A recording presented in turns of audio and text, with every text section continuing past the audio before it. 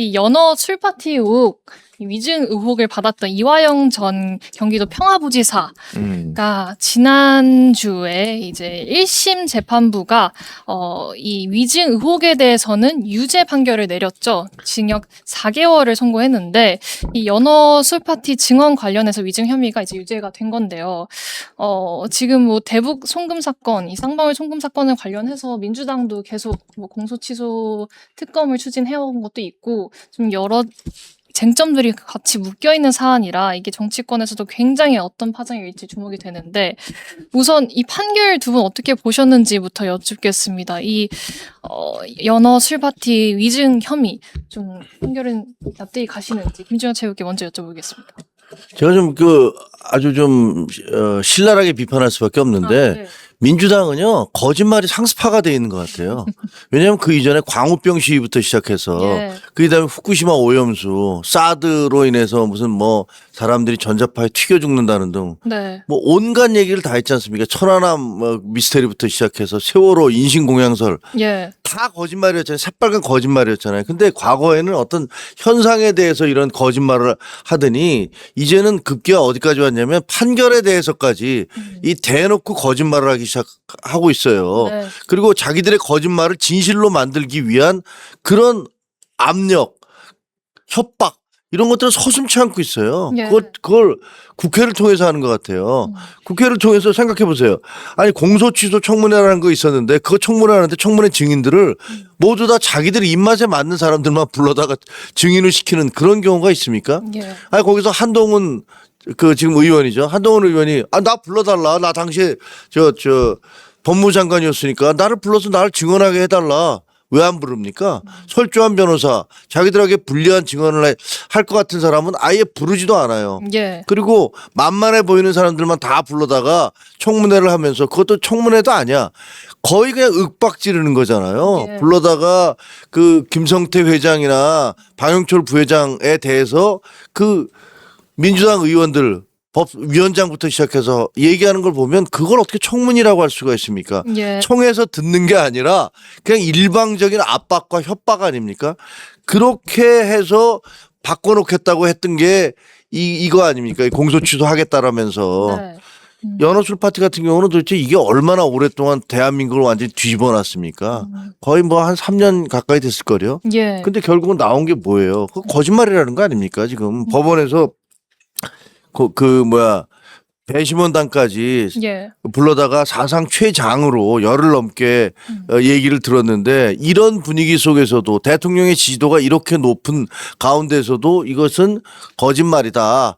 그 사람의 증언을 믿을 수가 없다라고 그 결론을 내렸어요.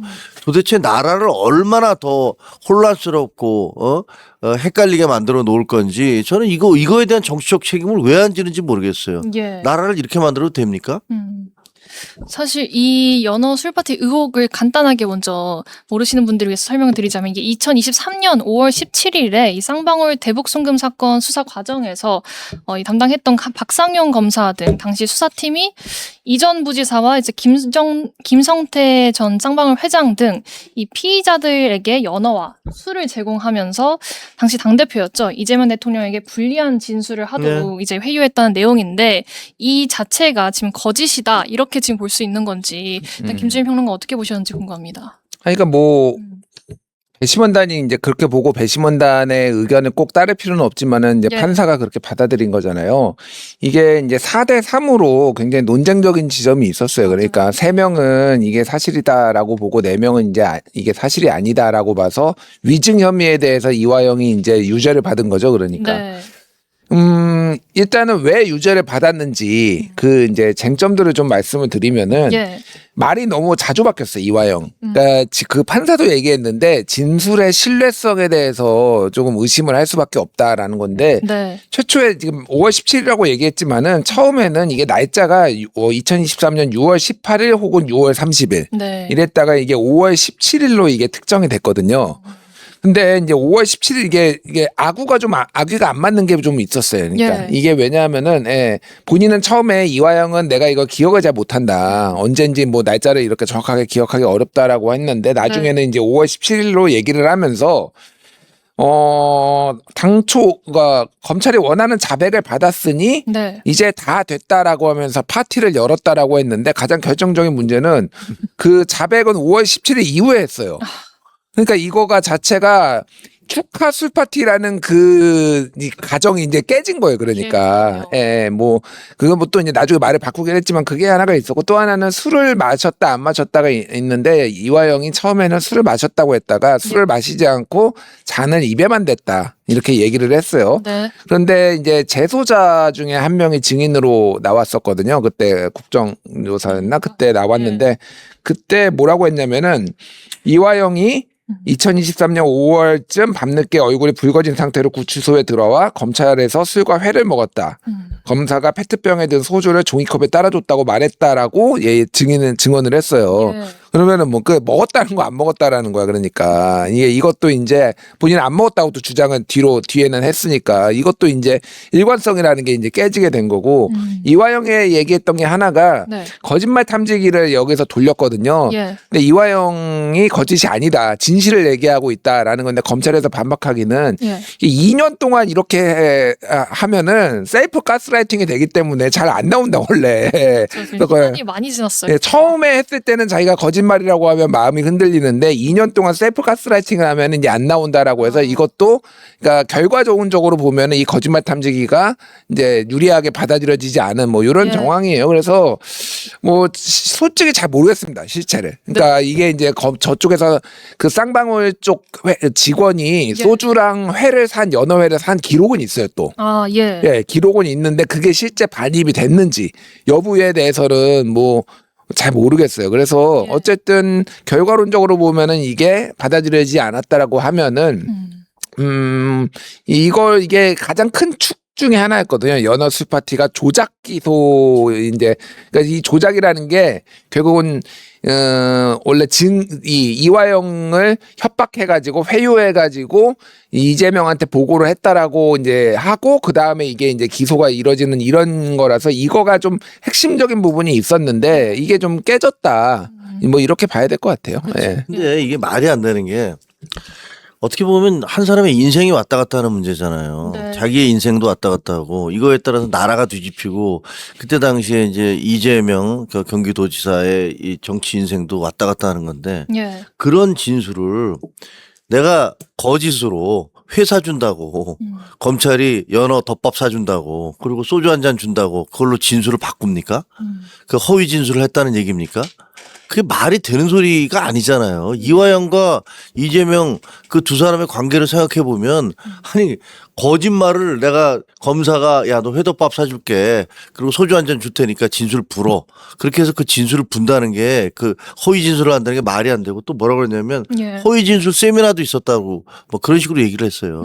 그 입을 맞추기 위해서 검사들이 와서 너 이렇게 진술해 라면서 세미나를 해줬다는 거다. 다 거짓말이잖아요. 아무런 증거를 제시하지 못하고 있어요.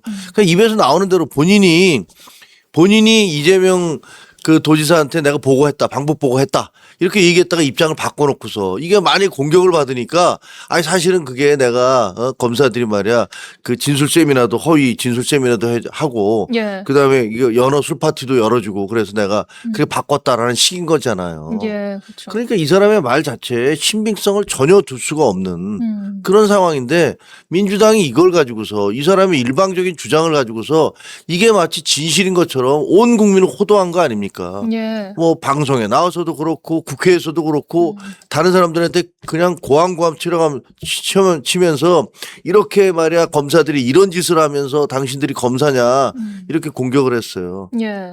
그럼 저는 이제 당신들이 의원이냐 이렇게 물어볼 수밖에 없는 거죠. 너무 엉터리예요. 이게 그래서 그 당시에 이 사건을 좀 이렇게 계속 제가 뭐 취재를 한 건 아니지만 언론 보도 나온 거를 보면은 네. 그러니까 어쨌든 대북 송금을 한 거는 이미 확인이 됐고 예. 그 금액에 대해서 이제 800만 달러 중에 500만 달러, 300만 달러 중에 300만 달러는 이재명의 방북 대가다라고 보는 게 검찰의 시각이고 뭐 예. 이거에 대해서는 이견이 있지만 800만 달러가 갔다라는 거에 대해서는 거의 이견이 이제 없는 상황이 왜냐면은 쌍방울 직원들이 책갈피에 껴가지고 중국으로 가져가가지고 거기서 현금 모아가지고 뭐 이렇게 했다라는 거잖아요. 예. 그렇죠. 이게 이제 재판 그때 과정을 보면은 이화영이 흔들린 건 확실해요.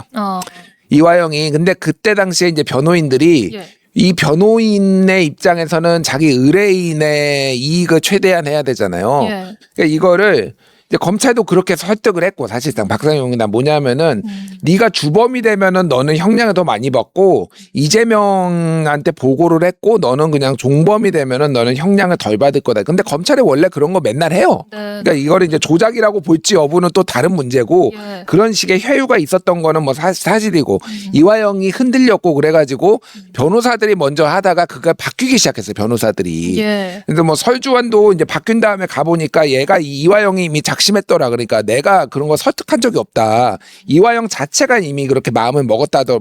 그러는데 그거를 이제 저기가 우리 김현지 실장님이 의심하고 설주환을, 그래서 설주환은 억울해 죽겠고 뭐 이런 과정들이 있거든요. 예. 제가 말씀드린 건 뭐냐면은 이화영은 어쨌든 제가 보기에는, 그리고 당시에 대체적으로 정치권에서도 이화영이 본인이 살기 위해서 이거를 이재명을 이제 끌어들인 거는 맞고, 그러니까 뭐 실제 보고를 했을 가능성이 좀 높다고 보는데, 어쨌든 그거를 팔면서 검찰의 딜에 응한 거고. 예. 근데 그 이후에 이제 변호사들이 너 이러면 너도 죽고 나도 다 죽는다. 근데 그 와이프가 정신 차려라 이렇게 막 와가지고 막 이화영한테 호통 지르고 막 그랬죠. 그 이후에 다시 이 검찰의 회유에 의해서 내가 이렇게 됐다라고 다시 번복을 하는 과정이 있었어요. 그러니까 그래서 이거는 뭐 어쨌든 재판 과정에서 이제 인정은 안 돼서 예. 이화영은 이걸과 관련해서는 이미 유죄를 받았고, 이게 회유가 있었는지 여부를 증거를 가지고 하다가 지금 이게 다시 된 거잖아요. 요 예. 부분만 지금 다시 재판이 들어간 거잖아요.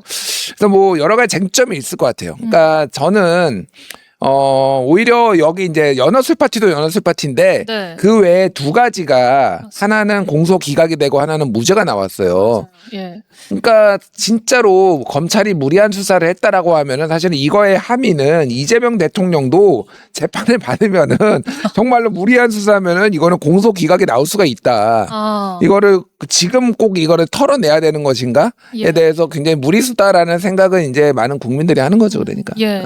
말씀하신 거 얹어서 말씀하신 것처럼 지금 이전 부지사의 두 가지 남은 혐의가 이 정치자금법 위반 혐의는 무죄가 선고됐고. 쪼개기 후원을 했다는 건데 예. 그 판결이 그거예요. 그러니까 이 사람이 유죄가 아니라는 그 뭐랄까 심증, 그 심증을 완전히 이 사람이 죄를 저지르지 않을 수도 있다는 가능성을 완전히 배제할 수 없다. 네. 그거니까 그걸 뭐 그렇게 판단할 수 있죠.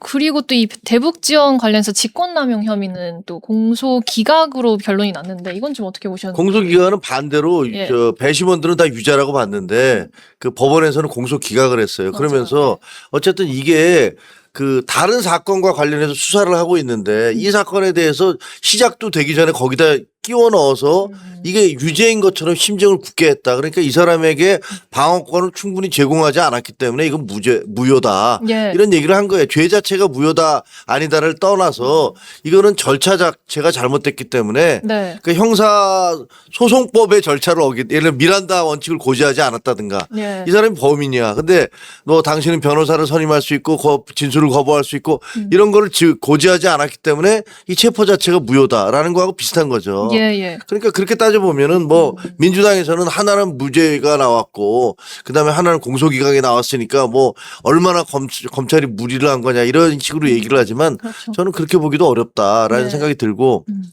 그리고 좀 위선적이지 않았으면 좋겠어요. 아, 무슨 뜻이냐면 예. 검사가 그러면 이 사람이 피의자고 이 사람이 분명히 범죄를 저질렀을 때 그 사람한테 야, 너 진술을 확실하게 얘기해. 너 진실을 얘기해. 이렇게 얘기하지. 너 진실을 얘기하지 마. 이렇게 얘기합니까? 보면 이 사람 말고 이 사람 배우가 있을 것 같아요.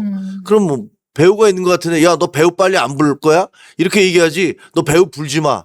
이렇게 얘기합니까? 아니 우리가 그동안에 뭐라고 얘기했습니까? 재벌 기업들 누구 사장들 불러와서 조사를 할 때 예. 검찰이 야, 왜 회장이 잘못한 건데 니네는 그 진실을 밝혀내지 못하고 바지 사장만 구속시키느냐. 얼마나 우리가 두드려 팼습니까 언론이. 예. 그럼 검사가 어떤 사장 불러다가 회장이 당신 지시한 거 아닙니까? 진실을 얘기하세요. 이렇게 얘기하지. 아, 회장과 상관없이 당신 뭐 그 회장과는 상관없는 거죠? 이렇게 물어봅니까? 그 회장과 상관이 있는 거죠? 진실을 얘기하세요. 그러면 이게 협박입니까? 이런 걸 협박이라고 얘기하는 민주당이 이게 말이 되는 얘기냐고요. 예. 제가 보기에는 검사들이 그때 피의자 불러놓고 한 그 추궁한 행위는 지금 청문회에서 본인들이 증인들 불러놓고 추궁한 것보다 훨씬 강도가 약해요. 이 사람들은 증인들에 대해서 무슨 이 사람들이 큰 죄라도 지은 것처럼 불러다 놓고 마구 속된 말로 조지잖아요. 예. 그렇게까지 인권을 유린하면서 조져도 되나요? 공개적인 장소에서. 근데 검사들이 했다는 거 보면 나중에 전화 통화 같은 거 공개되는 거 보면 네. 절절절 매면서 얘기하잖아요. 돌려서 얘기하고. 아, 그렇게 하시면 안 되고요. 뭐 그렇게 하면 본인한테 많은 불이익이 돌아가죠. 이런 식으로 얘기합니다. 예. 국회에서 벌어지는 일보다 훨씬 강도가 약해요. 근데 그게 무슨 압박이고 압력이고 회유라는 겁니까? 예. 말도 안 되는 소리를 하고 앉아 있는 거예요. 무슨 뭐 검찰청에 조사 갈 때 혹은 경찰의 조사를 받으러 갈 때 놀러 갑니까? 그 추궁당하러 가는 거지. 예.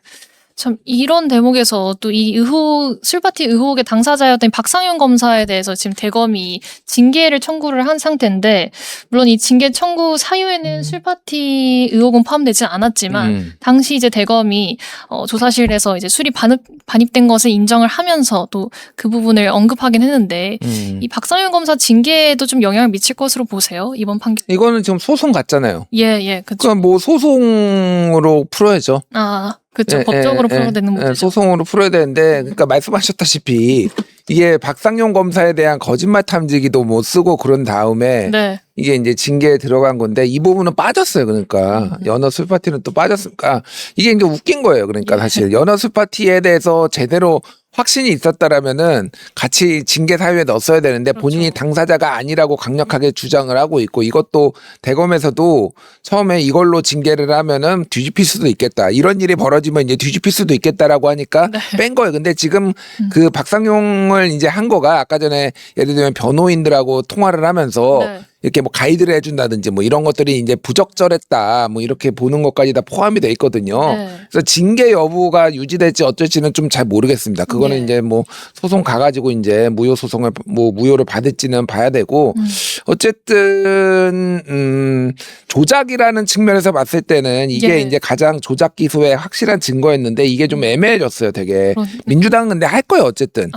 예, 국정조사는 할 때고, 왜냐면은 예. 그리고 이거 말고도 문제가 있는 발언들이 이제 그 국정조사에서 나오기는 했어요. 그러니까 그거를 이제 어떻게 볼 것이냐. 그래서 매조지 짓는 측면에서 할 텐데, 근데 이제 공소 취소 권한을 이 특검에 줄 것이냐는 조금 저는 하기 어렵다. 예. 뭐 지금 뭐 이거 없었어도 유죄 안 나왔어도 어렵다고 봤지만은 이제는 좀 많이 어려워졌다. 공소 취소 권한은 주는 거는 저는 말이 안 된다고 보거든요, 개인적으로. 네. 왜냐하면은 쉽게 얘기를 하면은 네. 이제 이게 조작 기소라고 특검에서 결정을 해요. 그러면 여기에 해당 검사나 이런 사람이 이제 소송을 그러니까 당해가지고 이제 법정에 가거나 뭐 징계를 받거나 그러면 이제 다시 네. 반대 무효 소송이나 뭐 이렇게 갈 거 아니에요. 아니면 소송 가면은 무죄 나오면 어떻게 할 거예요, 그러니까 이 검사가. 그러면 공소 취소했다가 다시 공소합니까? 그러면 그러니까 말이 안 돼요. 그러니까 예. 이 특검은 치안부잖아요. 3개월 정도 있는데 그 안에 진실이 다 드러날지 여부에 대해서 확신할 수 없다, 제가 보기에는. 그래서 이거는 끝까지 할 거는 하고 좀 뭐 이 특검을 할 수밖에 없다고 보고, 특검을 하되 예. 끝까지 보고 여기에 최종적으로 무죄가 나오는, 그러니까 유죄가 나오는 거, 그 검사에 대해서 유죄가 나오는 걸 보고 그 다음에 다음 단계를 밟는 게 맞지. 그러면 검찰에서 스스로 하든 예. 그렇게 되는 게 맞지. 특검에 주는 거는 말이 안 된다, 제가 보기에는. 예. 그러면 공소 취소 그 권한은 빼고 조작 기소 특검 자체로는 계속 추진이 가능할 것이라고 보실까요? 민주당을 물러보지 마십시오. 마침 오늘도 정청래 대표가 이 판결 두고 참 안타깝고 이상한 판결이다, 말이 안 된다 하면서 강하게 이 유감 표명을 했는데, 좀 민주당 김종철과 보시기에도 조작 기소 특검은 계속 강행할 것으로 보시는지. 무조건 가야죠. 아. 무조건 가겠죠. 뭐. 예.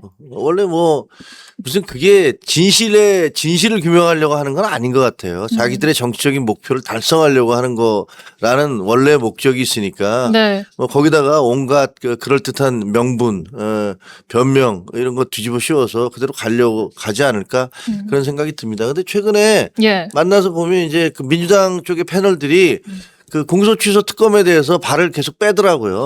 그러니까 예. 한두 달 전에 비해서는 완전히 태도가 달라졌어요. 그런 거 보면 좀 아마 당내에서 무슨 지시가 내려왔나 뭐 아니면 그 당내 분위기가 있나 뭐 예. 그런 느낌이 좀 들더라고요. 그래서 공소취소 특검은 그렇게까지는 안 갈 수도 있겠구나. 예. 그러니까 공소 취소로 안 갈 수도 있겠구나. 그런 느낌도 있어요.